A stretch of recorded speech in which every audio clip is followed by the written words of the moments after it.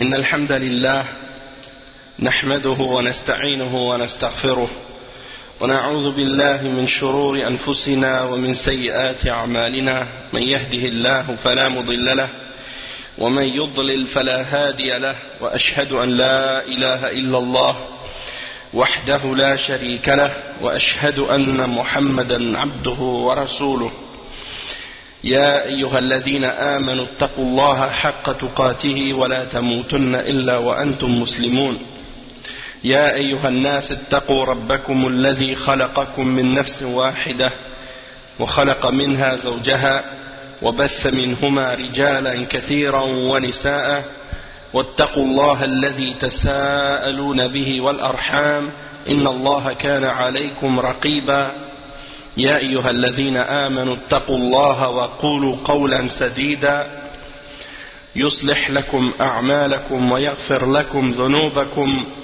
ومن يطع الله ورسوله فقد فاز فوزا عظيما أما بعد وإن خير الكلام كلام الله وخير الهدي هدي محمد صلى الله عليه وسلم وإن شر الأمور محدثاتها وكل محدثة بدعة وكل بدعة ضلالة وكل ضلالة في النار أما بعد. On commence aujourd'hui le cours numéro 12 dans l'explication du livre de Cheikh Abdul Salam ibn Burjis ibn Abdul Karim. Et le livre c'est Mu'amalatul Hukam fi Daw' al-Kitab wa Sunnah, c'est-à-dire la façon dont on doit se comporter envers les dirigeants à la lumière du Coran et de la Sunna. Et on a commencé au dernier cours le chapitre 5. Et le chapitre 5, c'était au sujet de l'incitation à ordonner le bien et à interdire le mal, et comment on doit interdire le mal aux dirigeants. Et on a parlé en fait plus dans l'introduction de la question ou le principe d'ordonner le bien et d'interdire le mal de façon générale. C'était comme une introduction. Mais maintenant on arrive dans la partie du chapitre où on va vraiment parler de ce qui a rapport avec le dirigeant, le gouverneur. Comment on peut lui interdire le mal qu'il fait, s'il fait une injustice ou il fait un péché ou des choses comme ça. Comment on agit envers le dirigeant et comment on le fait. Est-ce que c'est la même chose que pour tous les musulmans ou bien c'est spécifique? Et vous allez voir que c'est spécifique, qu'il y a des règles spécifiques qui s'appliquent aux dirigeants en ce qui concerne ordonner le bien et interdire le mal. Et c'est par cette explication-là que vous allez comprendre en même temps la façon qui distingue la foi de Ahl Sunnah wal Jama'a par opposition aux Khawarij et aux Mu'tazila et aux Rafida, comment eux ils ont dévié dans ces questions-là. Donc Cheikh Abdul Salam ibn Burjis rahimahullah, il dit طريقة الإنكار على الولاة فإن سألت عن الطريقة الشرعية للإنكار على السلاطين فهي مبسوطة في كتب السنة وغيرها من كتب أهل العلم وفي مقدم الإجابة عن هذا السؤال أمهد بنقلين ثم أورد الأدلة على ما أقرره والله الموفق. Donc le cheikh il dit, si tu demandes au sujet de la méthode, de la façon d'interdire le mal, de condamner le mal que font les dirigeants selon la charia, alors il faut savoir que cette chose-là est détaillée dans les livres de la Sunna et dans d'autres livres également, parmi les livres des hommes de science. Mais avant de répondre à cette question, je vais préparer le terrain en mentionnant deux citations. Puis après avoir mentionné ces deux citations-là, eh bien, je vais citer les différentes preuves de ce que j'essaie d'établir et de confirmer. Et c'est Allah subhanahu wa ta'ala qui donne le succès. Il dit An-Naql al-Awwal, donc la première citation. قال ابن مفلح في الآداب الشرعية لا ينكر أحد على السلطان إلا وعظا له وتخويفا أو تحذيرا من العاقبة في الدنيا والآخرة فإنه يجب ويحرم بغير ذلك وذكره القاضي وغيره والمراد ولم يخف منه بالتخويف والتحذير وإلا سقط وكان حكم ذلك كغيره. قال ابن الجوزي الجائز من الأمر بالمعروف والنهي عن المنكر مع السلاطين التعريف والوعظ أما تخشين القول نحو يا ظالم يا من لا يخاف الله فإن كان ذلك يحرك فتنة يتعدى شررها إلى الغير لم يجوز وإن لم يخف إلا على نفسه فهو جاهز عند جمهور العلماء. قال والذي أراه المنع من ذلك انتهى كلامه. Donc la première citation c'est la parole de Cheikh l'imam Ibn Muflih dans son livre Al-Adab al-Shar'iyya. Et dans ce livre il dit que personne ne doit condamner ou interdire à un dirigeant de faire quelque chose excepté par exhortation ou dans le but de l'effrayer, c'est-à-dire de l'effrayer du châtiment d'Allah, ou dans le but de l'avertir et de le mettre en garde contre les conséquences négatives de ce qu'il fait dans la vie d'ici-bas et dans l'au-delà, parce que ça c'est obligatoire. Mais d'autres façons que ça, dans ce cas-là c'est interdit d'interdire aux dirigeants de d'autres manières que par l'exhortation et par le fait de l'avertir ou de lui faire craindre Allah subhanahu wa ta'ala. Ça c'est autre que ces manières-là, c'est pas permis. Et ça c'est rapporté par Al-Qadi et d'autres également. C'est-à-dire que si le dirigeant il n'a pas peur quand on lui mentionne de craindre Allah ou bien quand on l'avertit des conséquences de ce qu'il veut faire, eh bien dans ce cas-là il n'y a pas d'autre chose que tu peux faire. Ça s'arrête là avec le dirigeant. Tu ne peux pas faire plus que ça. Tu l'exhortes et tu lui fais peur d'Allah et tu l'avertis. Si après avoir fait ça il continue, alors dans ce cas-là tu as fait ce qui est obligatoire pour toi. Il n'y a pas d'autre chose que tu peux faire en plus que ça avec le dirigeant. Et il dit le cheikh que l'imam Ibn al-Jawzi il a dit que ce qui est permis d'ordonner le bien et d'interdire le mal par rapport aux dirigeants, c'est de leur faire connaître et de les exhorter.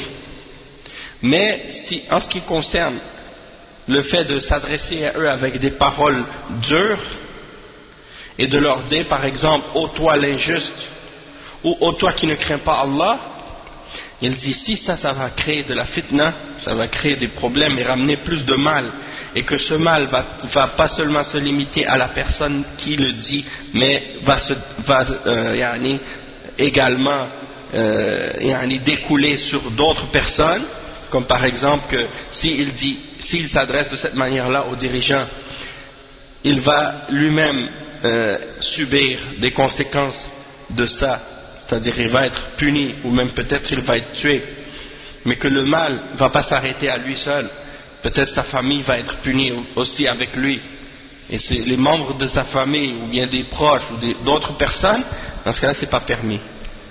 C'est uniquement permis si il craint pour sa personne seulement, et ça c'est parce qu'il a été conscient des conséquences.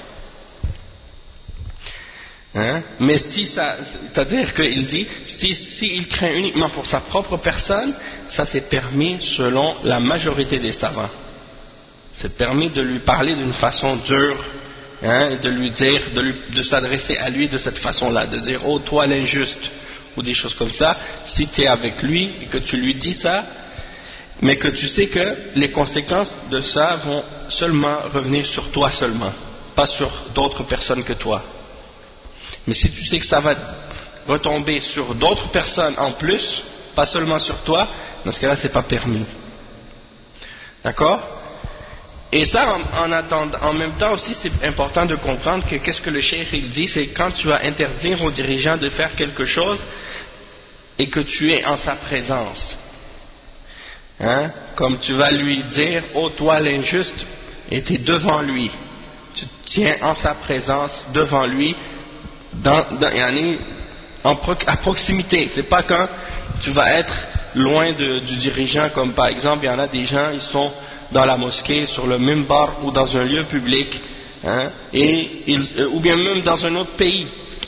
Puis il parle contre un dirigeant, il dit oh toi l'injuste, ya zalim, des choses comme ça, et ils disent ça c'est ils pensent que ça c'est l'explication du hadith akbarul jihad, hein, le plus grand jihad pour Allah, kalimatu haqqin inda sultanin ja'ir. Le prophète sallallahu alayhi wa sallam a dit le plus grand jihad, c'est une parole de vérité devant un dirigeant injuste. Et le prophète sallallahu alayhi wa sallam, il a dit ça, et c'est un hadith qui est vrai. Mais inda sultanin ja'ir, ça veut dire auprès de lui, quand tu es avec lui, en sa présence, pas quand tu es à des kilomètres puis que tu commences à parler contre lui et l'insulter. Non, pas la présence du dirigeant. Oui, la présence du président ou du chef d'État ou du dirigeant, tu lui dis en sa présence. Et donc c'est de ça qu'on parle ici. Je crois que c'est Akbar al-Jihad. Azam al-Jihad. Kalimatu haqqin, une parole de vérité, inda sultanin ja'ir. جائر يعني الجور الذي يجور يعني il fait de l'injustice. Comme le cheikh il a dit ici, tu peux lui dire ya zalim ya man la yakhaf Allah, mais en sa présence, et si tu crains pas pour d'autres que toi-même.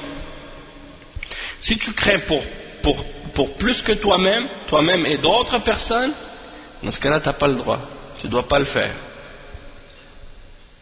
Et il dit ensuite, et l'imam Ibn al-Jawzi, lui, il a dit, moi, je considère qu'il ne doit pas faire ça.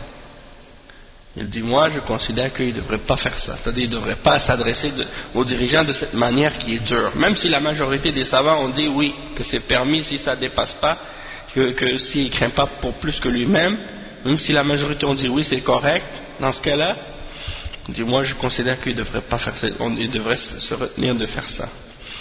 Donc ça c'est la fin de la citation de la parole de Ibn Muflih qui a cité l'imam Ibn al-Jawzi dans Al-Adab al-Shar'iyya.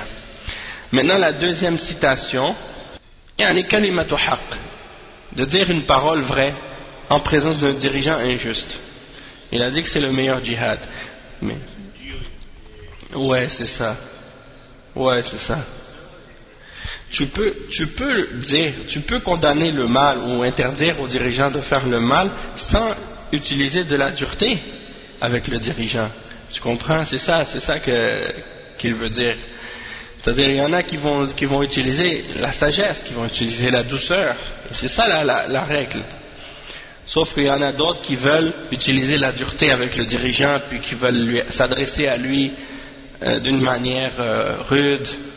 Oh toi l'injuste, des choses comme ça. Si tu agis comme ça, tu risques d'avoir des répercussions négatives. Et puis c'est pas sage de parler comme ça. La deuxième citation. Ouais, et puis comment pourrais-tu être en position de force face au dirigeant puisque c'est lui qui a la force? Tu comprends? Exactement. C'est pour ça que même les salafs ils ont dit faites attention aux dirigeants parce que son épée est dégainée, son épée est là, elle est prête à te frapper à n'importe quel moment si tu n'agis pas comme il faut. Donc il faut faire attention. Et il dit ensuite une autre citation de Ibn al-Nahas, il dit وقال ابن النحاس في كتابه تنبيه الغافلين عن أعمال الجاهلين وتحذير السالكين من أفعال الهالكين. Ça c'est le titre de son livre. Ça veut dire quoi? Ça veut dire de porter attention, d'appeler les insouciants à faire attention, de ne pas faire les œuvres des ignorants et avertir ceux qui suivent la voie de faire les œuvres de ceux qui vont vers la perdition. C'est le titre de son livre. Donc dans ce livre-là, Ibn al-Nahas il dit quoi? Il dit ويختار الكلام مع السلطان في الخلوة على الكلام معه على رؤوس الأشهاد بل يود لو كلمه سرا ونصحه خفية من غير ثالث لهما انتهى كلامه. Donc il dit, il doit choisir les paroles en privé avec le dirigeant, yani fi khalwa, c'est-à-dire il va être tout seul avec lui, si c'est possible, bien entendu. Et il dit ça c'est préférable que de parler devant tout le monde, de lui parler devant tout le monde. Parce que si tu lui parles devant tout le monde et que tu lui mentionnes les péchés qu'il fait, ou tu lui demandes de craindre Allah et tu lui interdis le mal devant tout le monde, peut-être qu'il va se sentir vexé ou offensé, puis à cause de ça il va pas accepter ou bien il va vouloir se venger. Donc il dit même que c'est meilleur s'il parle, il dit c'est préférable qu'il lui parle en secret et qu'il lui donne le conseil en cachette, sans qu'il y ait d'autres personnes avec lui, sans qu'il y ait une troisième personne. Et ça c'est la fin de la citation. C'est pour ça que parfois les ulama ils vont donner des conseils aux dirigeants, ils le donnent par une lettre écrite aux dirigeants et ils écrivent dessus secret. C'est-à-dire, c'est quelque chose qui est secret, personne ne doit lire ça excepté le dirigeant. D'accord? Donc ça c'est pourquoi? C'est pour protéger l'honneur du dirigeant, puis en même temps pour ne pas l'offusquer, ou de ne pas le vexer, ou de ne pas non plus faire tomber son honneur devant les gens.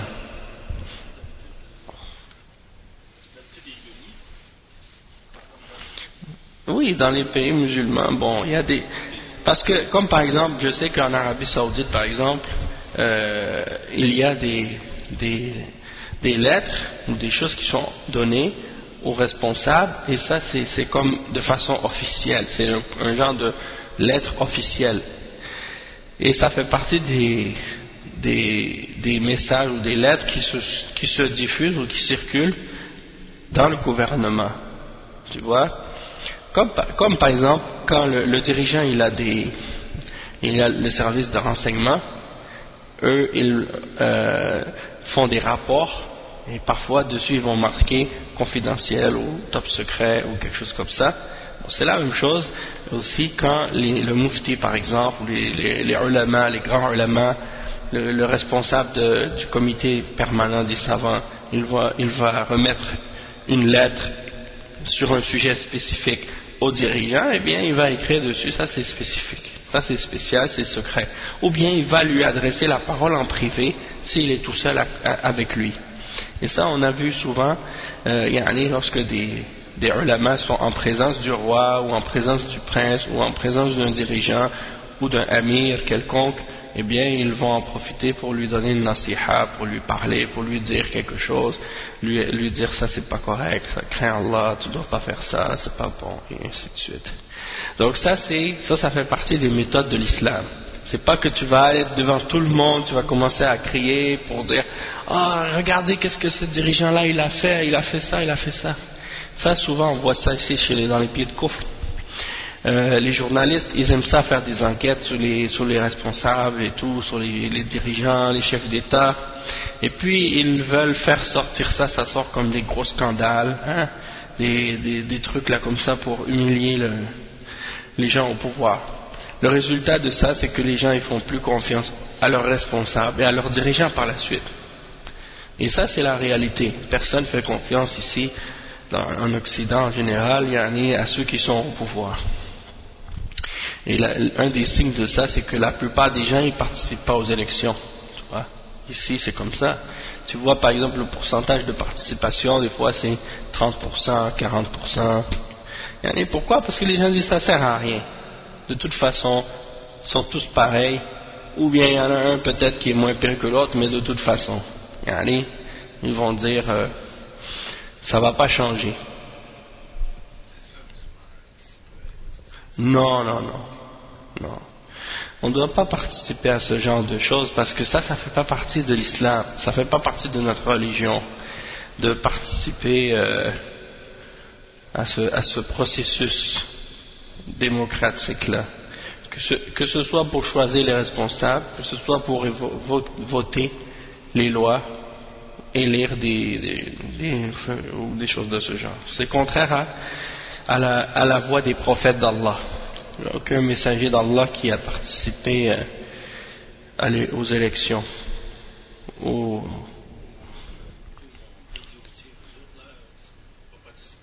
Oui, tous les musulmans ne doivent pas participer à ce genre de choses-là. Mais les non-musulmans, eux, ils ont des choses plus graves que ça à s'occuper. Tu comprends? Ouais, c'est ça. Comme si, en fait, quand tu parles avec des koufars, tu dois te poser la question, qu'est-ce qui va les sauver au jour de la résurrection? Dans le sens que, s'ils arrivent devant Allah subhanahu wa ta'ala, qu'est-ce qui leur manque pour être sauvés? Donc là, qu'est-ce qui leur manque pour être sauvés? En premier, c'est le tawhid, c'est la ilaha illallah. S'ils arrivent devant Allah, qu'ils n'ont pas le tawhid, ils n'ont pas la ilaha illallah, Muhammad Rasulullah, le reste, ça compte pas, tu vois? Tu comprends? Donc, première chose, concentrer sur la ilaha illallah, Muhammad Rasulullah, et après, tu vas étape par étape. Après la ilaha illallah, Muhammad Rasulullah, c'est la salat. Puis après, et ainsi de suite, selon l'importance, la aqida, après la salat, zakat, ramadan, saum, hajj, et akhirihi, le halal ou le haram, et ainsi de suite. Mais si tu vois par exemple quelqu'un, par exemple, un mushrik, un kafir, il est dans le shirk, il croit pas en Allah, ou bien il associe avec Allah dans l'adoration, puis après toi tu lui parles de pas, par exemple, de pas boire de l'alcool, ou de pas aller dans les boîtes, ou dans les discothèques, ou des choses comme ça.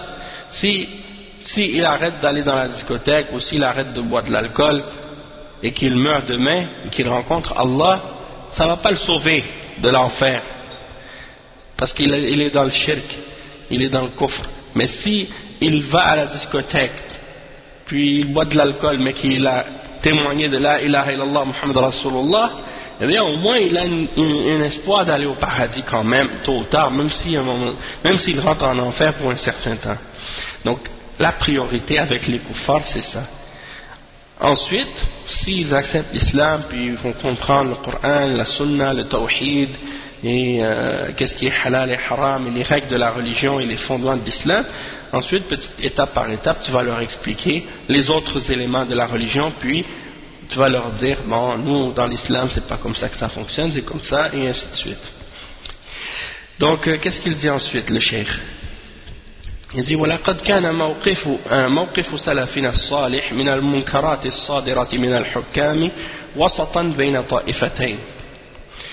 Donc il dit que la position de nos salaf salih vis-à-vis des péchés et des choses mauvaises que font les dirigeants, c'est la position du juste milieu entre deux groupes extrêmes. Donc le cheikh il va expliquer c'est quoi ces deux groupes extrêmes. إحداهما الخوارج والمعتزلة الذين يرون الخروج على السلطان إذا فعل منكرا، والأخرى الروافض الذين أضفوا على حكامهم قداسة حتى بلغوا بهم مرتبة العصمة، وكلا الطائفتين بمعزل عن الصواب وبمنأى عن صريح السنة والكتاب. ووفق الله أهل السنة والجماعة أهل الحديث إلى عين الهدى والحق، فذهبوا إلى وجوب إنكار المنكر لكن بالضوابط الشرعية التي جاءت بها السنة وكان عليها سلف هذه الأمة. Donc le cheikh il dit, le premier groupe qui a dévié, par rapport à la façon comment on doit interdire aux dirigeants le mal quand ils font des péchés ou de l'injustice, c'est la voie des Khawarij et des Mu'tazila. Et eux, ils ont considéré qu'il faut se révolter contre le dirigeant et il faut se rebeller contre lui lorsqu'il fait un péché ou lorsqu'il fait de l'injustice. Donc ça, c'est la position des Khawarij et des Mu'tazila. Et il y a un autre groupe qui sont les Rawafid. Rawafid qui est le pluriel de Rafida. Rafida, ce sont une des sectes parmi les sectes des Shia. Et eux, ils sont allés dans l'autre extrême. Ils sont allés dans le respect, dans le respect des dirigeants au point de faire d'eux des divinités, hein, ou bien des hommes qu'ils vénèrent, comme si c'était des dieux. Allah musta'an. Ils ont même adoré ces hommes-là en dehors d'Allah. Donc les Rafida par exemple, ils croient en leurs 12 imams et ils croient qu'ils sont infaillibles et qu'ils ne peuvent pas faire d'erreur, même involontairement, ils ne peuvent pas se tromper, et que ce sont des hommes parfaits, hein, et ce sont presque des hommes avec des pouvoirs surnaturels, comme des êtres surnaturels. Allah musta'an. Et ils les adorent, ils vont à leur tombe et ils font des pèlerinages à leur tombe et ils les invoquent en dehors d'Allah quand ils ont des malheurs ou des difficultés ou quand ils ont des problèmes. Au lieu d'appeler Allah et de demander à Allah de les sauver, ils vont appeler leurs imams. Et ils croient que le dernier de leurs imams, le 12e, ils croient qu'il existe depuis 1200 ans et qu'il est invisible, qu'il se promène dans le monde, que c'est lui qui contrôle l'univers, mais qu'il est invisible et il va juste apparaître à la fin des temps. C'est ça leur croyance. Depuis 1200 ans il est vivant, hein. Il se promène là, il est invisible. Il y en a qui croient qu'il est dans une grotte. Oui, mais eux, leur dernier imam était né 200 ans après la hijra. Na'am. Oui, les Mu'tazila et les Khawarij. Eux, ils voient que quand le dirigeant fait un péché ou une injustice, il est obligatoire de se révolter contre lui, puis de le combattre parce qu'il a fait un péché. Donc il y a beaucoup de gens aujourd'hui qui ont cette mentalité-là. Tandis que les autres, ils vénèrent leurs dirigeants comme si c'était des êtres divins ou des choses comme ça. Et il dit les deux groupes sont dans l'égarement. Ils sont loin de la vérité et loin de ce qui est clair dans le Coran et dans la Sunna. Et Allah subhanahu wa ta'ala a donné le succès aux gens de la Sunna wal Jama'a et aux gens du Hadith sur la guidance et la vérité. Et ils ont donc adopté la position qui est supportée par les preuves du Coran et de la Sunna, c'est-à-dire que c'est obligatoire d'interdire le mal aux dirigeants. Toutefois, il y a des règles. Il y a des règles dans la charia pour le faire. Et ces règles-là sont clarifiées dans la Sunna, et c'est ce que nos pieux prédécesseurs parmi les salafs suivaient. Yarhamukallah. Il dit وَمِنْ أَهَمِّ ذَلِكَ وَأَعْظَمِهِ قَدْرًا أن يناصح ولاة الأمر سرا فيما صدر عنهم من منكرات ولا يكون ذلك على رؤوس المنابر في مجامع الناس لما ينجم عن ذلك غالبا من تأليب العامة وإثارة الرعاع وإشعال الفتن. Donc le cheikh il dit parmi les plus importantes et les plus grandes les plus grands exemples de ces règles qu'on doit appliquer par rapport aux dirigeants lorsqu'on veut lui interdire un péché ou une injustice quelconque, c'est qu'on doit donner le conseil aux dirigeants en secret par rapport à qu'est-ce qu'il a fait comme péché. Tu dois lui dire ça en privé et non pas devant tout le monde sur le mimbar ou dans les assemblées de gens, hein? Et surtout pas comme le font les journalistes, les kuffars, de mettre ça dans les journaux puis de dire à tout le monde dans les médias tel dirigeant il a fait tel péché et ainsi de suite. Parce que ça ramène le peuple contre leurs dirigeants et ça ramène de la fitna. Ok, donc c'est pour ça qu'en général ça ramène beaucoup de problèmes. Il ne faut pas faire ça. Hein? C'est la même chose que si n'importe quel d'entre nous faisait un péché, personne n'aimerait qu'on diffuse et qu'on affiche ces péchés devant tout le monde. Hein? Et nous on est des personnes ordinaires. Alors que dire de quelqu'un qui est responsable des musulmans, qui a un poste important, s'il tombe dans un péché ou qu'il fait quelque chose de pas correct, est-ce que vous pensez qu'il aime que ces choses-là soient diffusées devant tout le monde et criées devant tout le monde? Bien entendu, non.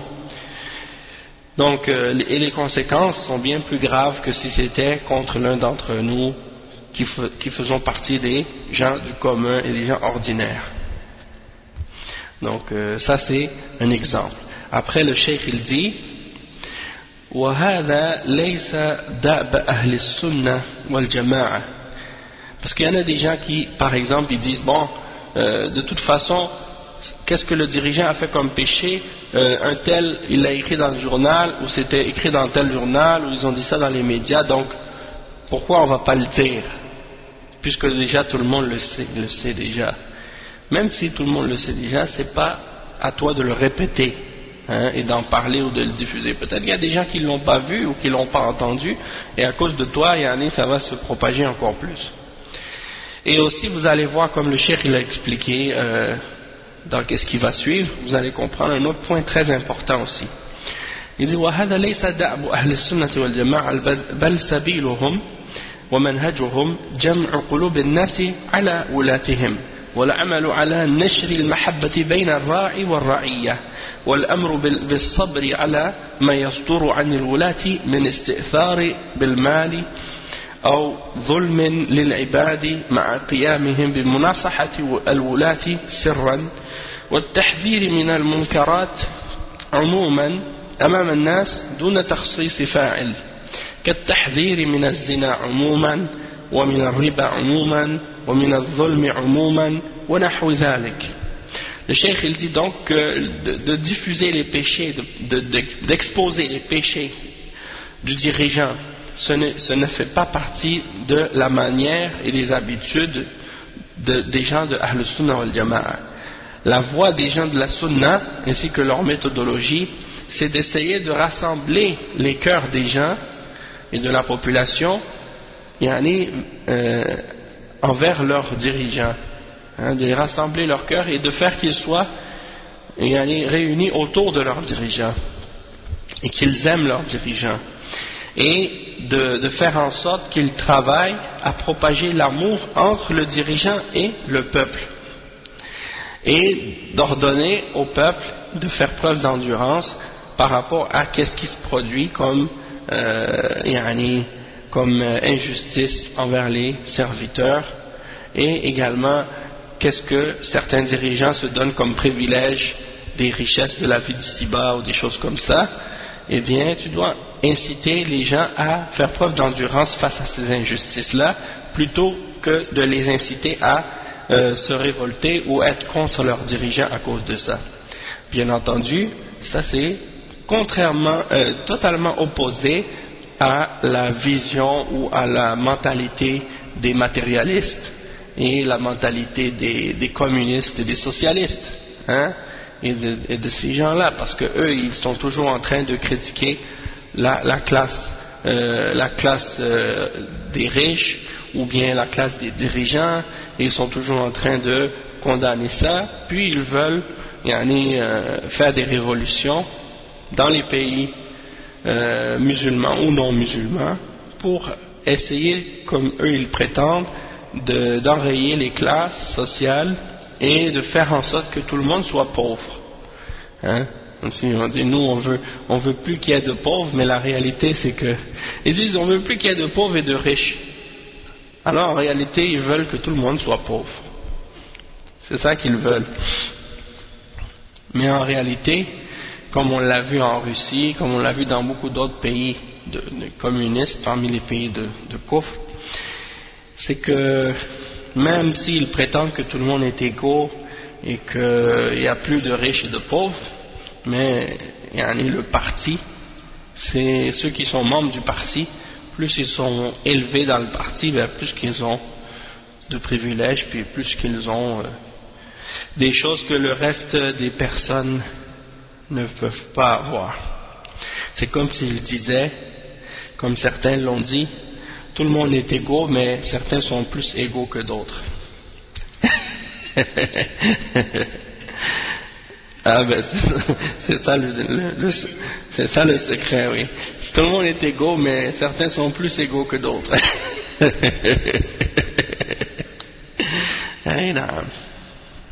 Non, parce que, en tout cas, on nous avait fait lire cette histoire, comment ça s'appelle, Animal Farm.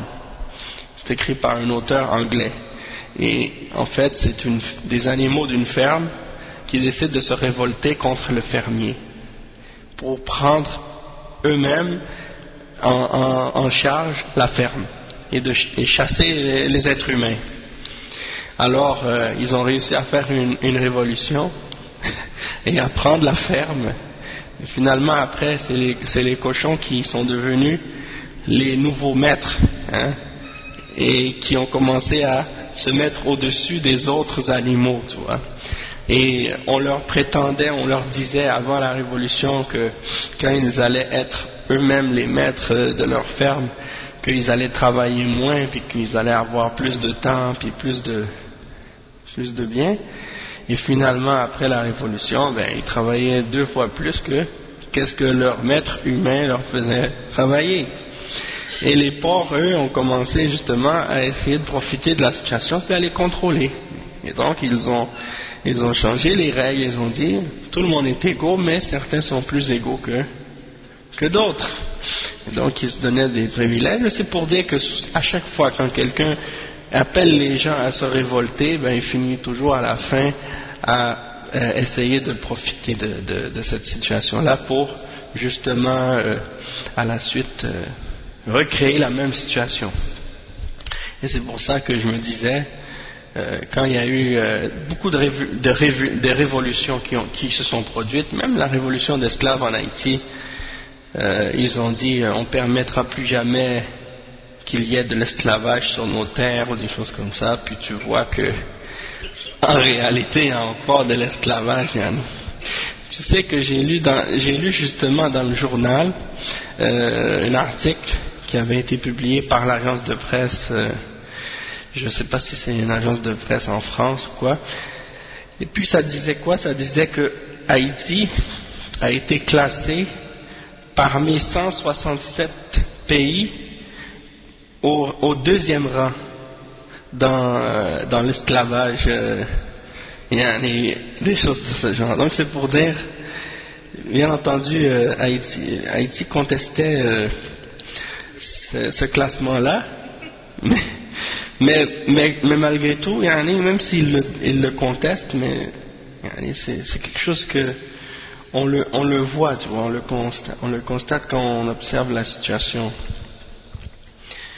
Même, je suis passé, quand je suis allé, la dernière fois on est allé en Haïti, je pense que tu étais avec moi ce jour-là, on est passé près de Champ de Mars, je crois, puis on est passé devant la statue de Negmaron, puis il y avait un petit texte, je pense que c'est les premiers articles de la Constitution haïtienne qui sont écrites dessus, puis en tout cas, c'est juste pour dire.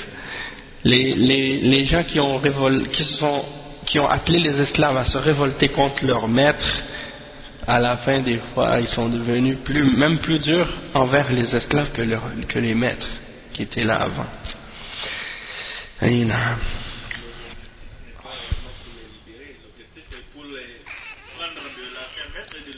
C'est un nouveau maître, exactement. C'est toujours comme ça. Et c'est pour ça donc ces choses-là c'est une illusion. Par exemple, à l'époque quand il y avait des monarchies en Europe et que c'est les rois qui avaient le pouvoir puis l'argent et tout, ça plaisait pas peut-être à certaines classes de bourgeois. Et eux aussi peut-être auraient voulu avoir un peu de noblesse ou des choses de ce genre. Alors ils ont trouvé un moyen probablement de faire en sorte que la population se révolte. Puis une fois que la population s'est révoltée, ils ont tué et enlevé la monarchie puis la noblesse, et eux sont devenus les nouveaux nobles. Et ils ont pris la place. Ils ont remplacé une tête par une autre. Et c'est pour ça, donc, c'est juste les appellations qui changent, mais les réalités restent les mêmes. Donc il ne faut pas se laisser tromper par les beaux discours de ces gens-là. Donc le cheikh il dit, si tu vois par exemple que le dirigeant il fait de l'injustice ou qu'il fait des péchés ou qu'il se donne des privilèges, eh bien tu leur donnes le conseil en privé et tu mets en garde, tu les mets en garde contre le mal qu'ils font et les péchés qu'ils font.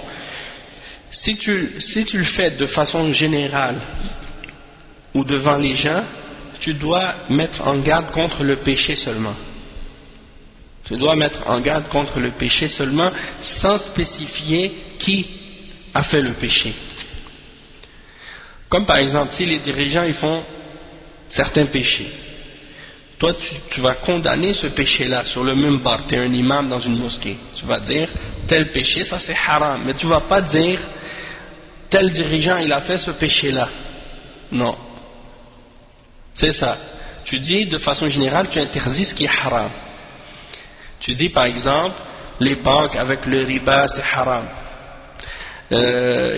tel péché, le zina c'est haram, boire de l'alcool c'est haram, tu vas dire l'injustice c'est haram, de façon générale. Mais tu vas pas dire, le dirigeant il a fait ça, il a fait ça, il a fait ça. Tu vas pas pointer du doigt ou spécifier quelqu'un en particulier. Donc tu interdis le péché, mais tu vas pas pointer du doigt le dirigeant. Donc c'est ça que le cheikh il dit. تحذير من المنكرات عموما أمام الناس دون تخصيص فاعل. C'est-à-dire sans spécifier celui qui l'a fait. كالتحذير من الزنا عموما. C'est-à-dire le zina c'est haram de façon générale. Le riba عموما. Le riba c'est haram, l'injustice c'est haram. Mais tu ne vas pas spécifier que c'est le dirigeant qui fait ça.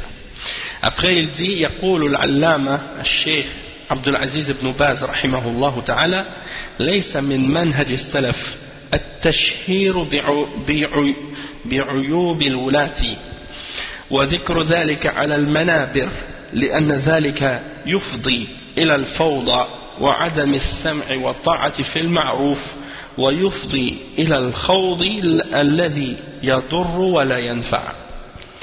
Donc le cheikh il dit que cheikh Al-Allama, Cheikh Abdul Aziz ibn Baz, rahimahullah, il a dit, il ne fait pas partie du manhaj des salafs de diffuser publiquement les péchés et les défauts des dirigeants et des responsables, et de mentionner cela sur les manabir, c'est-à-dire sur le minbar, parce que cela ramène du chaos.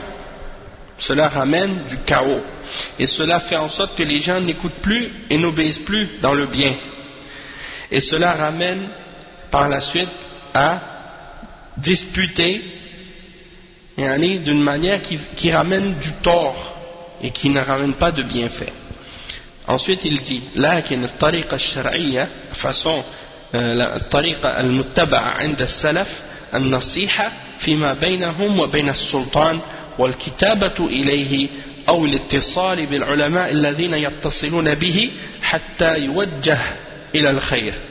Il dit, mais la façon qui est suivie chez les salafs, chez les pieux prédécesseurs, parmi les sahaba et les tabi'in et ceux qui les ont suivis, c'est de donner le bon conseil aux dirigeants en privé, avec le dirigeant, ou soit par écrit, ou soit en contactant les ulama qui eux sont en contact avec le dirigeant. Dans le sens que peut-être toi tu ne peux pas accéder au dirigeant. C'est pas n'importe qui peut aller voir le dirigeant. Sinon, des fois ce serait compliqué. Il y a des fois, par exemple, comme j'ai vu par exemple en Arabie Saoudite et dans d'autres pays également, il y a des audiences. On permet à certaines personnes de venir, puis d'amener leurs plaintes ou de mentionner qu'est-ce qu'ils veulent, qu'est-ce qu'ils ont comme situation ou comme problème ou comme souci, et le dirigeant les écoute. Toutefois, si ce n'est pas possible, il y a des gens qui sont plus proches du dirigeant, tu vas vers eux, soit les ulama ou des conseillers ou des gens qui sont proches du dirigeant, et tu leur fais part de tes réclamations, de qu'est-ce que tu veux, et puis eux vont s'adresser au dirigeant pour toi. Et ils vont lui faire parvenir ton message ou ta lettre, ou ainsi de suite. Le cheikh il dit وإنكار المنكر يكون من دون ذكر الفاعل فينكر الزنا وينكر الخمر وينكر الربا من دون ذكر من فعله ويكفي إنكار المعاصي والتحذير منها من غير ذكر أن فلانا فعلها لا حاكم ولا غير حاكم. Donc le cheikh il dit, Cheikh Ben Baz il continue, il dit, et tu vas condamner ou dénoncer le mal sans mentionner la personne qui l'a fait ou le péché. Tu ne vas pas mentionner qui l'a fait. Donc tu vas interdire et tu vas condamner l'adultère ou la fornication, de même que l'alcool ou le riba, les intérêts, sans mentionner la personne qui l'a fait. Il dit c'est suffisant de condamner le péché et d'avertir contre ce péché sans mentionner un tel ou un tel qui l'a fait, ni le dirigeant ni autre que le dirigeant, parce que ça c'est la honte. Si tu fais ça, tu commences à dire un tel il a fait ça, un tel il a fait ça, un tel il a fait ça. Bien entendu, si c'est pour mettre en garde contre une bid'ah ou mettre en garde contre un mubtadi', et que tu vas mettre en garde contre un mubtadi' de façon publique devant tout le monde pour mettre en garde contre lui et pour que les gens sachent que c'est une personne qui appelle à l'égarement, ça c'est correct. Mais si c'est un dirigeant, tu mets en garde contre sa bid'ah, mais tu mentionnes pas le dirigeant. Tu mets en garde contre sa bid'ah sans mentionner le dirigeant lui-même. Mais si c'est un individu parmi les muqtadi'a qui fait la da'wa et qui appelle à sa voix mais qui ne fait pas partie des dirigeants, tu mets en garde contre lui, tu peux mentionner son nom et avertir contre lui pour que les gens fassent attention. Même si les gens pensent que c'est quelqu'un de pieux, souvent c'est ça qui est dangereux, quand les gens pensent du bien de ces gens de bid'ah, eh bien après ils les écoutent et s'ils ne savent pas les égarements qu'ils ont, ils vont se faire tromper. Le cheikh il dit ensuite ولما وقعت الفتنة في عهد عثمان قال بعض الناس لأسامة ابن زيد رضي الله عنه ألا تنكر على عثمان؟ قال أنكر عليه عند الناس لكن أنكر عليه بيني وبينه ولا أفتح باب شر على الناس.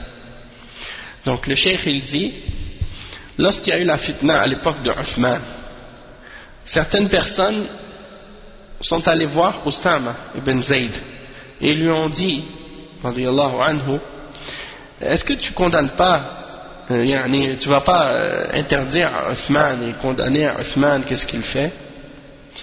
Et il a répondu, il a dit, est-ce que je vais interdire qu'est-ce qu'il fait ou le condamner devant les gens?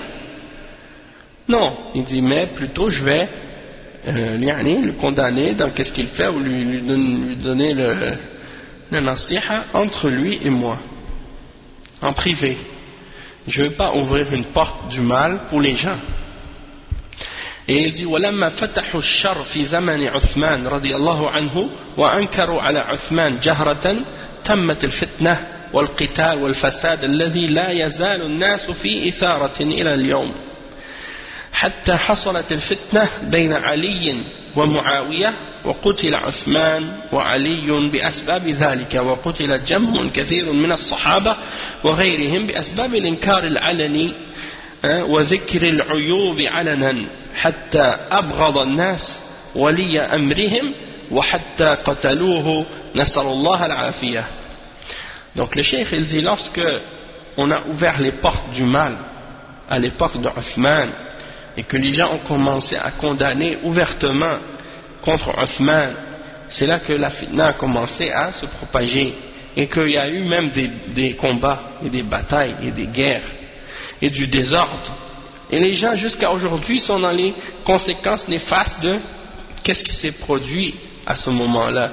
Ça continue jusqu'à nos jours parce que c'est arrivé, la fitna est arrivée par la suite entre Ali et Muawiyah, puis ensuite Othman a été assassiné, puis Ali radiallahu anhu ensuite a été assassiné, puis beaucoup d'entre les sahaba ont été tués, hein, et tout ça c'est parmi les causes, c'est à cause de la condamnation ou mention des péchés de façon publique et de mentionner les défauts ouvertement et publiquement, jusqu'à ce que les gens commencent à détester leurs dirigeants et jusqu'à ce qu'ils les tuent. Donc ça c'est la fin de la parole de Cheikh bin Baz.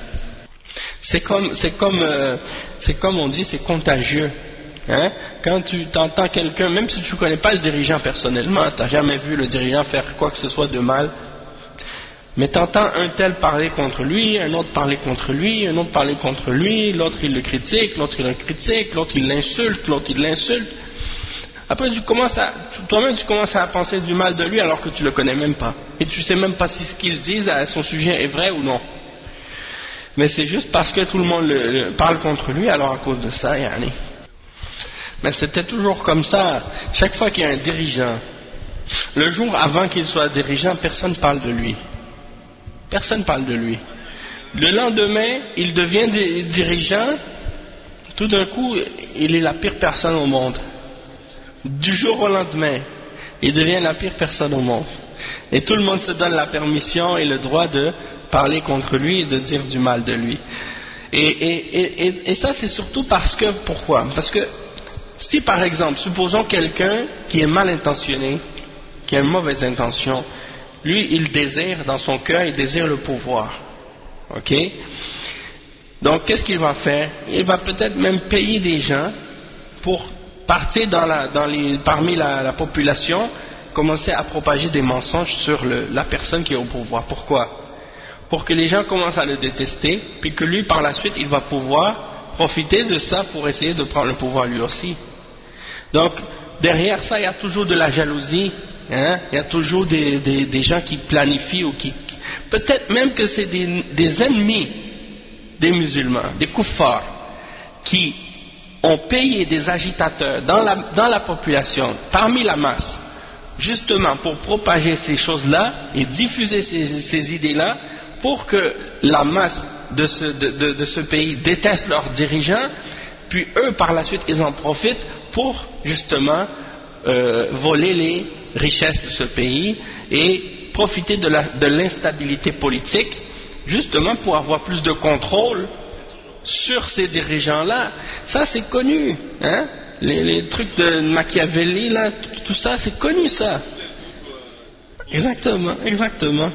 Donc eux ils disent ça c'est au nom de la liberté d'expression, au nom de la démocratie, des droits de l'homme. Les gens ont le droit d'exprimer leur position contre leurs dirigeants. Il y a un cheikh qui disait, subhanallah, comment ça se fait quand c'est dans vos pays, des gens ils sortent dans la rue, vous les matraquez, vous leur lancez des gaz lacrymogènes et tout, puis quand c'est dans les pays arabes et les pays musulmans, vous dites aux dirigeants et au gouvernement là-bas, laissez les gens s'exprimer. Ça c'est bizarre. Ça veut dire que 2 poids 2 mesures, hein? Allahul Musta'an. Donc ils disent oui, peut-être que leur logique là-dedans ou leur raison c'est de dire nous on est déjà, soi-disant on est déjà le système parfait, donc on n'a pas besoin de révolution chez nous. Mais dans les pays arabes, nous on veut qu'ils soient comme nous, on veut qu'ils soient avec le même système que nous pour qu'on puisse mieux les contrôler. Donc on veut qu'ils fassent plus de révolution puis de révolte, hein, là-bas. Mais c'est ça leur mentalité. Et même que beaucoup de musulmans maintenant, même ceux qui, bon, par exemple, parmi les musulmans, des gens qui font la salat, mais qui sont ignorants des principes et de la compréhension correcte de l'islam, ils s'imaginent que la démocratie c'est en accord avec le Coran et la Sunna. Et ils pensent que d'être contre la démocratie, c'est d'être contre l'islam. Hein, c'est devenu presque une conviction religieuse, yani. Ils pensent que le Coran est a révélé, dans le Coran c'est écrit la démocratie, yani. Parce qu'ils connaissent ni la démocratie ni l'islam. Hein, ils connaissent ni la démocratie et qu'est-ce qu'il y a de kufr dedans, puis ils ne connaissent pas non plus l'islam et qu'est-ce qui est enseigné dans les fondements de la croyance islamique, qui vient en opposition et en contradiction totale avec les enseignements des démocrates et des laïcs et des autres groupes d'égarement. Donc qu'est-ce qu'il dit ensuite le cheikh? Il dit ensuite: هذا الذي قرره الشيخ رحمه الله هو امتداد لما قرره أئمة الدعوة رحمهم الله في كتبهم، وهو في الحقيقة امتداد عليه لما عليه السلف الصالح من الصحابة والتابعين ومن سلك مسلكهم من أهل العلم والدين. Donc il dit, qu'est-ce que Cheikh Ben Baz a confirmé ici dans qu'est-ce qu'il a expliqué? C'est tiré directement de ce que les imams de la da'wa ont confirmé dans leurs livres, et c'est la réalité qui découle de la méthodologie de nos pieux prédécesseurs parmi les sahaba et les tabi'in et ceux qui ont suivi leur voie parmi les hommes de science et de religion. وفي هذا يقول أئمة الدعوة الشيخ محمد بن عبد الوهاب آل الشيخ والشيخ محمد بن عبد اللطيف آل الشيخ والشيخ سعد بن عتيق والشيخ عمر بن سليم والشيخ عبد الله العنقري رحمهم الله رحم الله الجميع عندما شغب بعض المنتسبين إلى الدين والدعوة في زمنهم على هذا الأصل أثاروا الشبه الشيطانية حوله، فقال أولئك الأئمة: أما ما قد يقع من ولاة الأمور من المعاصي والمخالفات التي توجب الكفر التي لا توجب الكفر والخروج من الإسلام، فالواجب فيها مناصحتهم على الوجه الشرعي برفق واتباع ما كان عليه السلف الصالح من عدم التشنيع عليهم في المجالس ومجامع الناس. Donc le cheikh il dit, et parmi les imams de la da'wa, il y a eu le cheikh Mohammed ibn Ibrahim al-Sheikh, le cheikh Mohammed ibn Abdul Latif al-Sheikh, le cheikh Saad ibn Atiq, le cheikh Omar ibn Salim, le cheikh Abdullah al-Anqari, rahimahumullah. Ils ont tous dit à leur époque, quand il y a eu des gens qui ont essayé, parmi les gens qui prétendent appartenir à la da'wa et à la religion, ils ont essayé de faire du bruit, de faire de la fitna et de lancer des shubuhat diaboliques pour essayer d'inciter les gens contre le dirigeant. Et ces imams ont tous répondu en disant, en ce qui concerne ce qui se produit de la part des dirigeants comme péché, comme contradiction à l'islam ou opposition, des choses qui sont contraires à l'islam, quand des dirigeants font ça et que ces choses-là ne font pas partie du kufr et ne font pas sortir de l'islam, et bien dans ce cas-là il est obligatoire de leur donner le bon conseil selon la manière de la charia et avec douceur, en suivant dans cela ce que suivaient nos pieux prédécesseurs, c'est-à-dire les salaf salih, et c'est-à-dire de ne pas publiciser et d'exposer leurs péchés dans les assemblées et devant les gens. واعتقاد أن ذلك من إنكار المنكر الواجب إنكاره على العباد غلط فاحش وجهل ظاهر لا يعلم صاحبه ما يترتب عليه من المفاسد العظام في الدين والدنيا كما يعرف ذلك من نور الله قلبه وعرف طريقة السلف الصالح وأئمة الدين. وقال الشيخ الإسلام محمد بن عبد الوهاب رحمه الله في رسالة له نوردها ها هنا لعظم فائدتها، قال رحمه الله: بسم الله الرحمن الرحيم، من محمد بن عبد الوهاب إلى من يصل إليه هذا الكتاب من الإخوان، سلام الله عليكم ورحمة الله وبركاته وبعد يجري عندكم أمور تجري عندنا من سابق وننصح إخواننا إذا جرى منها شيء حتى فهموها وسببها أن بعض أهل الدين ينكر منكرا وهو مصيب لكن يخطئ في تغليظ الأمر إلى شيء يوجب الفرقة بين الإخوان وقد قال تعالى يا أيها الذين آمنوا اتقوا الله حق تقاته ولا تموتن إلا وأنتم مسلمون واعتصموا بحبل الله جميعا ولا تفرقوا واذكروا نعمة الله عليكم إذ كنتم أعداء فألف بين قلوبكم فأصبحتم بنعمته إخوانا وكنتم على شفا حفرة من النار فأنقذكم منها كذلك يبين الله لكم آياته لعلكم تهتدون وقال صلى الله عليه وسلم إن الله يرضى لكم ثلاثا أن تعبدوه ولا تشركوا به شيئا وأن تعتصموا بحبل الله جميعا ولا تفرقوا وأن تناصحوا من ولاه الله أمركم وأهل العلم يقولون الذي يأمر بالمعروف وينهى عن المنكر يحتاج إلى ثلاث أن يعرف ما يأمر به وما ينهى عنه ويكون رفيقا فيما يأمره به وينهى عنه وصابرا على ما جاء من الأذى. Donc le cheikh, je vais commencer par traduire cette partie puis après on va continuer le reste.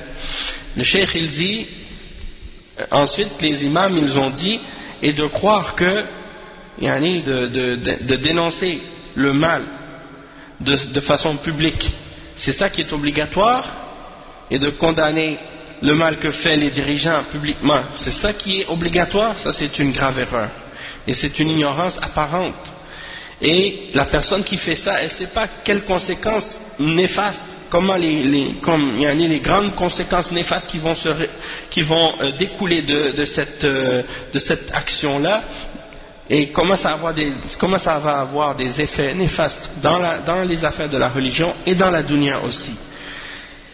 Et donc il n'y a personne qui peut comprendre cela excepté celui qu'Allah a illuminé son cœur à connaître la voie de nos pieux prédécesseurs et des imams de la religion. Et le cheikh Mohammed ibn Abdul Wahhab rahimahullah, il a écrit une lettre et on va mentionner cette lettre ici pour montrer les grands points bénéfiques qu'il y a dedans et pour montrer en même temps que le cheikh Mohammed ibn Abdul Wahhab il suivait la méthodologie des salafs à ce sujet-là aussi. Et donc il dit dans cette lettre Bismillahir Rahmanir Rahim de la part de Mohammed ibn Abdul Wahhab vers tous ceux à qui ou tous ceux que cette lettre peut atteindre ou à qui peut parvenir cette lettre, à tous ceux à qui cette lettre peut parvenir parmi les ikhwan, parmi les frères. Et il dit Salam alaykum wa rahmatullahi wa barakatuh et ensuite il dit il y a certaines choses qui se sont produites chez vous et nous conseillons à nos frères si ces choses-là se produisent de bien les comprendre comme il faut et la raison de ça c'est parce que certains parmi les religieux, les gens de la religion veulent condamner un mal et un péché et il a raison dans ce qu'il veut faire toutefois il le fait d'une manière qui est incorrecte et il fait preuve de dureté dans certaines choses à un point que d'une façon qui amène de la division entre les frères. Et il mentionne le verset dans Surat Al-Imran, versets 102 et 103, dans lesquels Allah subhanahu wa ta'ala dit, ce qui signifie, ô vous qui avez cru, craignez Allah comme il mérite d'être craint, et ne mourrez qu'en étant musulmans. Et il dit, accrochez-vous et cramponnez-vous tous au câble d'Allah, et ne vous divisez pas. Et rappelez-vous de la grâce d'Allah sur vous lorsque vous étiez des ennemis et qu'il a réuni vos cœurs et que vous êtes devenus par sa grâce des frères. Et vous étiez sur un ravin, au bord d'un ravin, au bord d'un gouffre de feu. Et il vous en a sauvés. C'est ainsi que Allah clarifie pour vous ces signes pour que vous puissiez être bien guidés. Il dit, le prophète sallallahu alayhi wa sallam a dit Allah est satisfait pour vous de 3 choses. Il est satisfait pour vous que vous l'adoriez et que vous n'associez rien avec lui, et que vous vous cramponniez au câble d'Allah, que vous vous cramponniez vous tous au câble d'Allah, et que vous ne vous divisiez pas, et que vous donniez le bon conseil à ceux qui ont eu le pouvoir sur vous, ou qui sont au pouvoir sur vous. Donc vous devez 3 choses que Allah est satisfait de vous si vous le faites, que vous l'adoriez lui seul et que vous n'associez rien avec lui, que vous cramponniez au câble d'Allah vous tous et que vous ne vous divisiez pas, et que vous donniez le bon conseil à celui à qui Allah a donné le pouvoir et la responsabilité sur vous. Il dit les gens de science wa ahlul ilm yaqulun alladhi ya'muru bil ma'ruf wa yanha 'anil munkar yahtaj ila thalath. Celui qui ordonne les hommes de science disent, celui qui ordonne le bien et qui interdit le mal, il a besoin de 3 choses. Premièrement, il doit connaître ce qu'il doit ordonner et ce qu'il doit interdire. Donc il doit avoir la science. Deuxièmement, il doit faire preuve de douceur dans ce qu'il ordonne et dans ce qu'il interdit. Donc la deuxième chose, al-rifq. Et la troisième chose, al-sabr. Il doit être endurant face à ce qui va l'atteindre. Donc c'est 3 choses. Première chose, il doit avoir la science.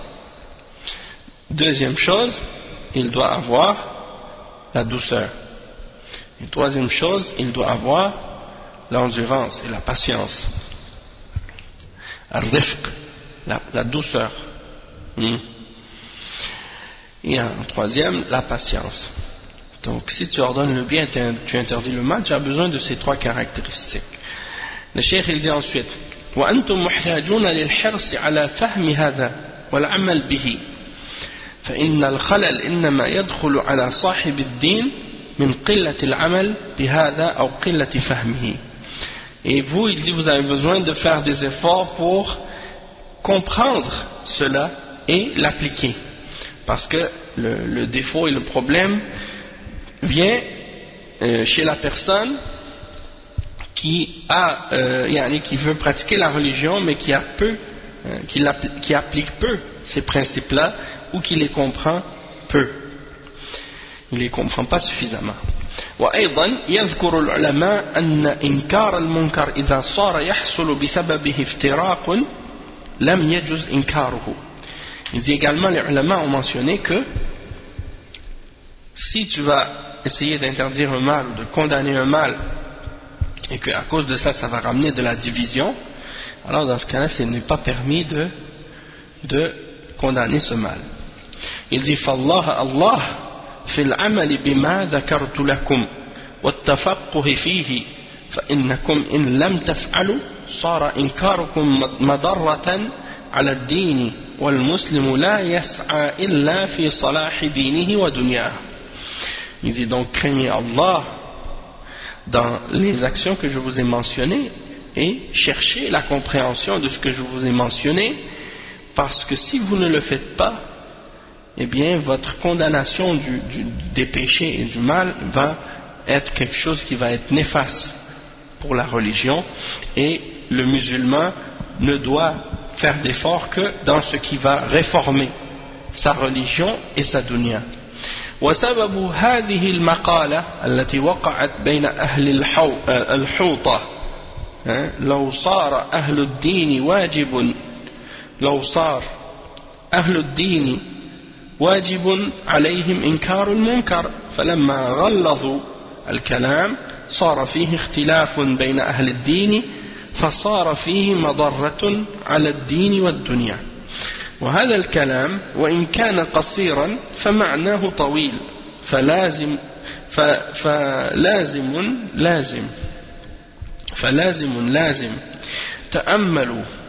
تأملوه وتفقهوا فيه واعملوا به فإن عملتم به صار نصرا للدين واستقام الأمر إن شاء الله. والجامع لهذا كله والجامع لهذا كله أنه إذا صدر المنكر من أمير أو غيره أن ينصح برفق خفية ما يشترف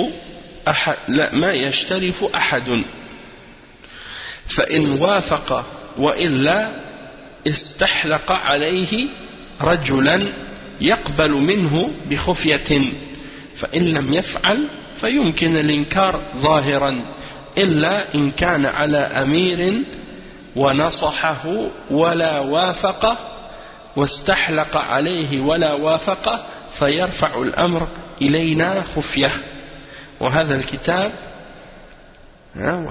الكتاب كل أهل بلد ينسخون منه نسخة ويجعلونها عندهم ثم يرسلونها لحرمة والمجمعة ثم للغاط والزلفي والله أعلم أو الزلفى والله أعلم انتهى كلامه.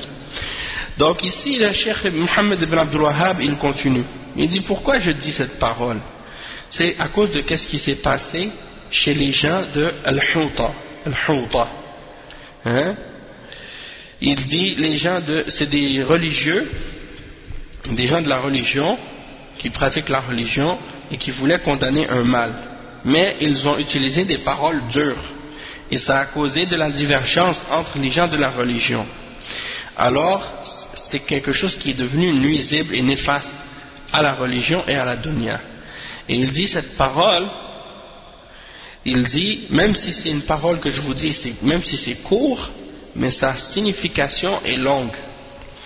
Et donc c'est très important, donc c'est obligatoire pour vous de comprendre ça, de méditer là-dessus et de bien le comprendre et de l'appliquer. Et si vous l'appliquez, ça devient une victoire pour la religion. Et les choses vont se mettre droites, Inch'Allah. Et donc il dit, si tout ce qui résume et qui rassemble tout ce que je vous ai dit là maintenant, c'est que si vous voyez un mal ou un péché de la part d'un dirigeant ou autre, alors vous lui faites le conseil, vous lui donnez le conseil avec douceur et en cachette, en secret. Hein? Vous n'allez pas laisser tout le monde entendre ça et savoir ça.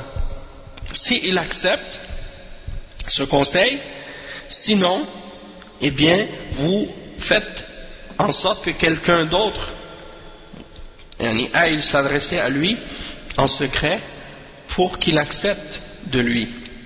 S'il ne le fait pas, c'est-à-dire s'il n'accepte pas encore, malgré l'autre personne, dans ce cas-là, vous pouvez le divulguer ouvertement si ce n'est pas un dirigeant. Mais si c'est un dirigeant,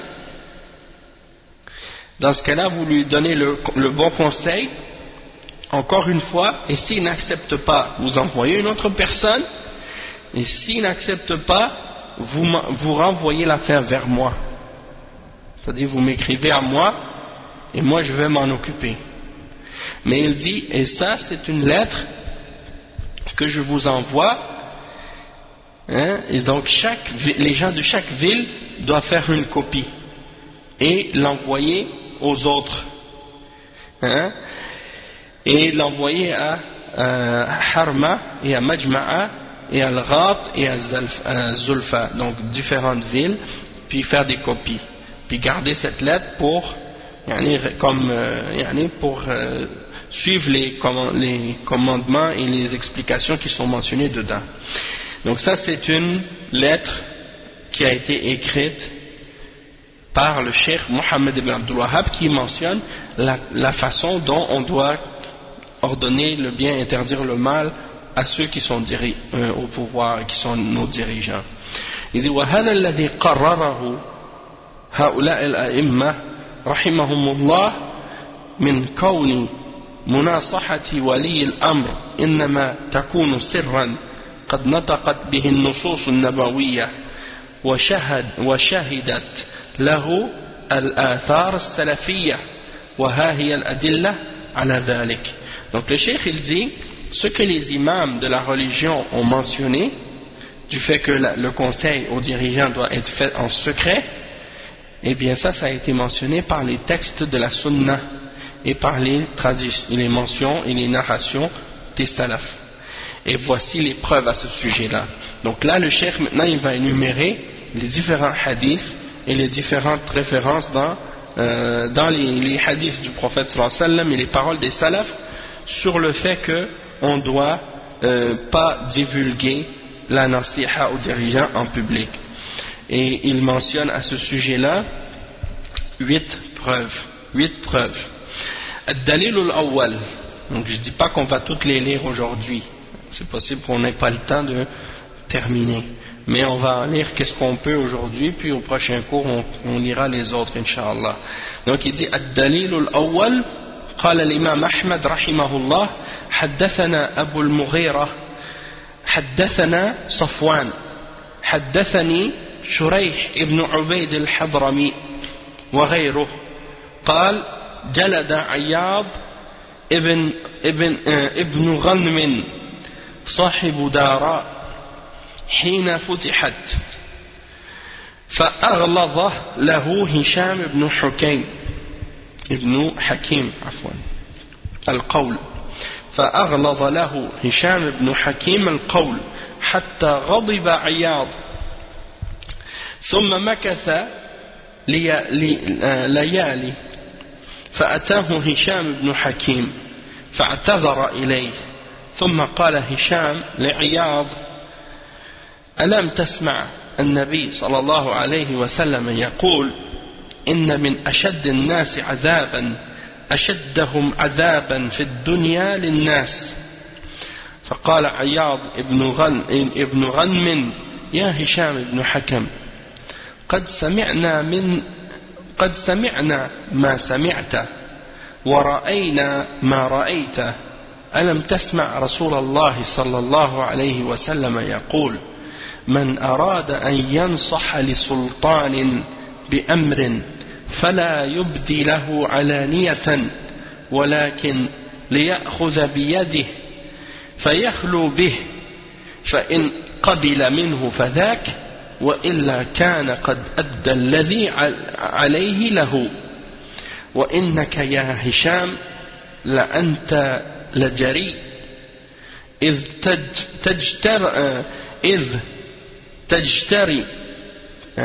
تجتري على سلطان الله فهل لا خشيت أن يقتلك السلطان فتكون قتيل سلطان الله تبارك وتعالى انتهى كلامه. وعياض بن غنم هو ابن زهير ابن أبي شداد أبو سعد الفهري صحابي جليل وهو ممن بايع بيعة الرضوان توفي سنة 20 بالشام. وهشام بن حكم أو ابن حكيم هو ابن حزام ابن خويلد القرشي الأسدي صحابي جليل توفي في أول خلافة معاوية. وشريح ابن عبيد الحضرمي الحمصي تابعي ثقة. Je pense qu'on va sauter à une partie où il dit فعلى هذا فالحديث صحيح بهذا الطريق وليس حسنا كما قال بعضهم فضلا عن تضعيفه. وممن صحح الحديث وممن صححه المحدث الشيخ ناصر الدين الألباني في كتابه ظلال الجنة في تخريج السنة. Donc je pense que ça suffit, hein, si je vous dis ça. Non, Inch'Allah. Non, c'est parce que le cheikh il a tout expliqué qu'est-ce qui avait rapport avec, oui c'est ça, qu'est-ce qui avait rapport avec l'isnad. Allah al-Musta'an. Oh, oui c'est ça. Même si c'est du jargon, comment on dit, du jargon, hein, vous comprenez pas tous ces détails-là. Donc le cheikh dit هذا الحديث أصل في إخفاء نصيحة السلطان أن الناصح إذا قام بالنصح على هذا الوجه فقد برئ وخلت ذمته من التبعة. Donc c'est ça. Dans ce hadith c'est un fondement dans ce qui concerne le fait de cacher le conseil qu'on donne aux dirigeants. Et que la personne qui donne le conseil aux dirigeants, quand elle l'a fait de cette façon, alors elle a rempli son devoir. Elle a rempli son obligation. Allahu Akbar, Allah. Naam, donc, ensuite le cheikh dit وقال العلامة السندي في حاشيته على مسند الإمام أحمد قوله من أراد أن ينصح لسلطان أي نصيحة السلطان ينبغي أن تكون في السر لا بين الخلق.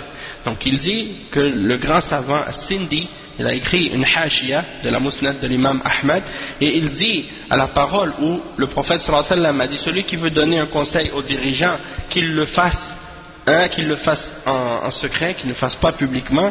Il dit le conseil aux dirigeants doit être fait en secret et non pas devant tout le monde. Ça c'est la fin de la citation.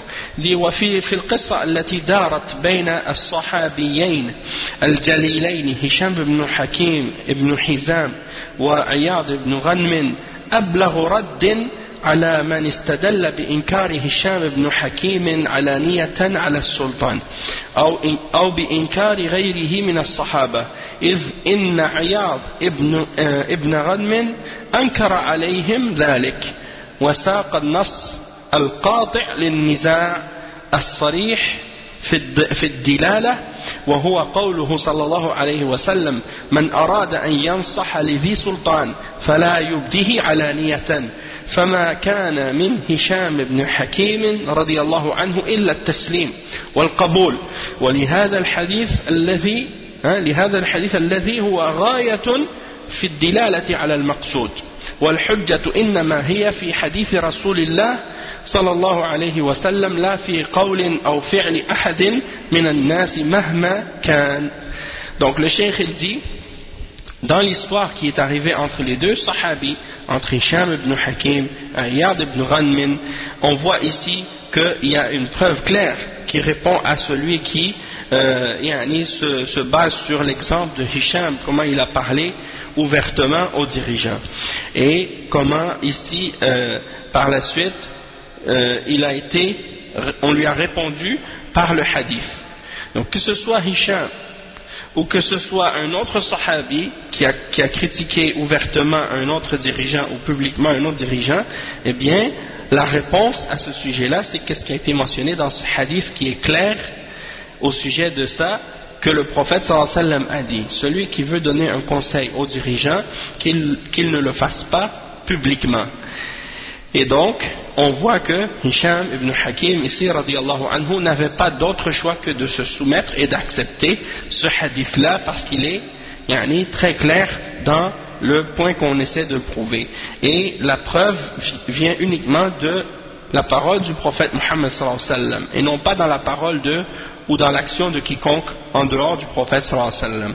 وقال الله تعالى إنما كان قول المؤمنين إذا دعوا إلى الله ورسوله ليحكم بينهم أن يقولوا سمعنا وأطعنا وأولئك هم المفلحون ومن يطع الله ورسوله ويخشى الله ويتقه فأولئك هم الفائزون. وقال تعالى وما كان لمؤمن ولا مؤمنة إذا قضى الله ورسوله أمرا أن يكون لهم الخيرة من أمرهم ومن يعص الله ورسوله فقد ضل ضلالا مبينا. وقال تعالى وإذا قيل لهم تعالوا إلى ما أنزل الله وإلى الرسول رأيت المنافقين يصدون عنك صدودا إلى قوله تعالى فلا وربك لا يؤمنون حتى يحكموك فيما شجر بينهم ثم لا يجدوا في أنفسهم حرجا مما قضيت ويسلموا تسليما.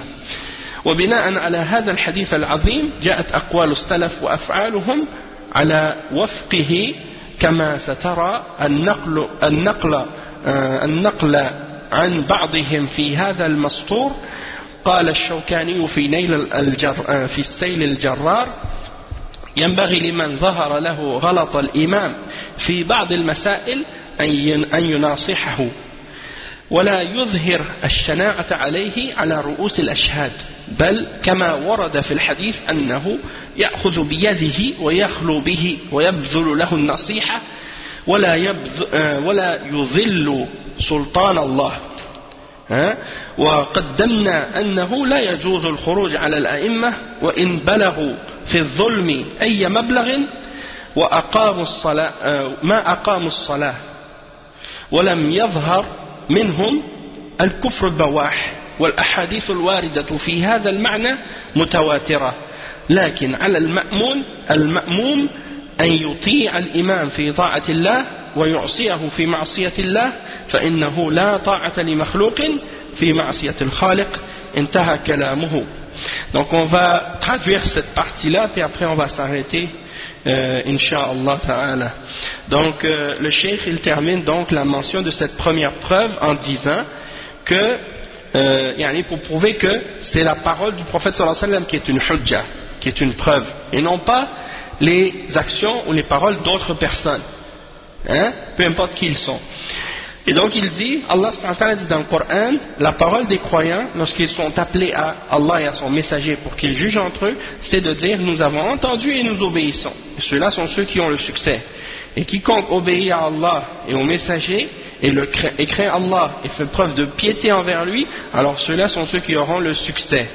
Et il mentionne l'autre verset également dans Surat Al-Ahzab dans lequel Allah subhanahu wa ta'ala dit il n'appartient pas aux croyants ou à une croyante une fois qu'Allah a jugé, une fois qu'Allah et son messager ont jugé dans une chose, qu'ils aient encore le choix dans leur façon d'agir, dans leurs affaires. Et quiconque désobéit à Allah et à son messager, alors ils se sont certes égarés d'un égarement évident. C'est le verset 36 dans Surat Al-Ahzab.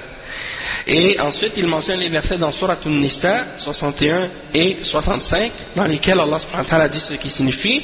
Et lorsqu'on leur dit venez vers ce que Allah a fait descendre, ce qu'il a révélé, et venez au messager, tu vois les hypocrites qui se détournent de toi jusqu'à ce qu'ils disent par la suite non, par ton Seigneur ils ne seront pas croyants jusqu'à ce qu'ils t'aient pris comme juge entre eux dans tout ce qu'ils peuvent avoir comme dispute ou désaccord, et qu'ils ne trouvent en eux-mêmes aucune gêne par rapport à ce que tu auras décrété, et qu'ils se soumettent entièrement. Et donc, en se basant sur le hadith qu'on a mentionné à ce sujet-là, sur le fait qu'on doit donner le conseil aux dirigeants en privé, eh bien on voit clairement, et comme on va le voir aussi plus tard dans les autres preuves, que c'est ça la position qui a été adoptée par nos salaf as-salih. Et il mentionne les paroles de Cheikh l'imam al-Shawkani dans son livre As-Sayl al-Jarrar, qui est un livre de fiqh, mais dedans il traite de ce sujet-là. Il dit, celui qui voit une erreur de la part de son dirigeant dans certaines questions, eh bien il doit lui donner le bon conseil. Et il ne doit pas l'humilier ou lui mentionner ses erreurs et ses péchés devant tout le monde. Mais comme c'est mentionné dans le hadith, il doit le prendre par la main et lui parler en privé.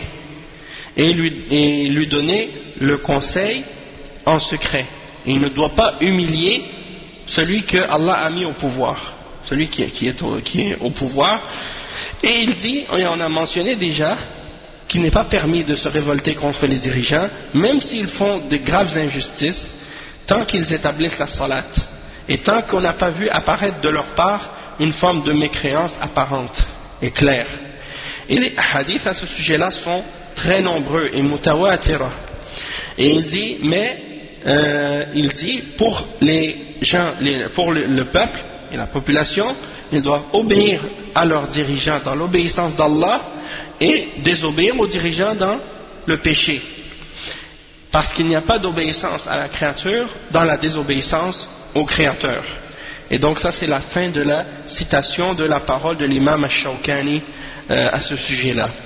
Donc ça c'est ce qui vient terminer la mention de la première preuve. Il y avait juste une longue partie où il parlait de la question du hadith pour expliquer l'authenticité du hadith. Donc il étudiait la chaîne de transmission et les narrateurs pour mentionner leur état et tout.